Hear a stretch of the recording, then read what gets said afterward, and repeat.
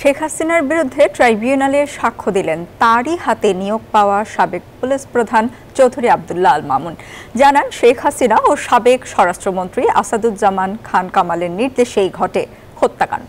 আর আন্দোলন ঠেকাতে অতি উৎসাহী ভূমিকা পালন করে পুলিশ বাহিনী। মামুন বলেন, আন্দোলনে বল প্রয়োগ ও নৃশংসতার ঘটনায় তিনি লজ্জিত এবং দেশের মানুষের কাছে তিনি ক্ষমাপ্রার্থী। বৈষম্য বিরোধী ছাত্র আন্দোলন থেকে সরকার পতনের আলটিমেটাম।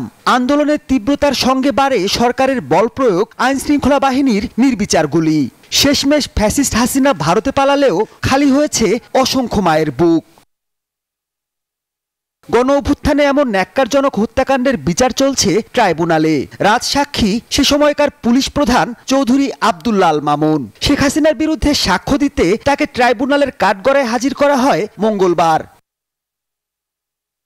মামুন বলেন, মূলত 14 সালের নির্বাচনের পর পুলিশ বাহিনীতে ব্যাপক রাজনীতিকরণ ঢুকে পড়ে। গোপালগঞ্জের পুলিশের দাপটে কোণঠাসা হয়ে পড়েন অনেকেই। সিনিয়রদের পক্ষে জুনিয়রদের নিয়ন্ত্রণে রাখা কঠিন হয়ে পড়ে। ঢাকা ডিএমপির বেশ কয়েকজনের ওসির নাম উনি বলেছেন, যারা সরাসরি তৎকালীন স্বরাষ্ট্রমন্ত্রী ইভেন প্রধানমন্ত্রীর সাথে সরাসরি যোগাযোগ করতেন, তাদের কাছ থেকে নির্দেশনা নিতেন। এই যে পুলিশের সাথে সরকারের সরাসরি যোগাযোগ হওয়ার কারণে পুলিশের চেইন অফ কমান্ড ভেঙে পড়ে।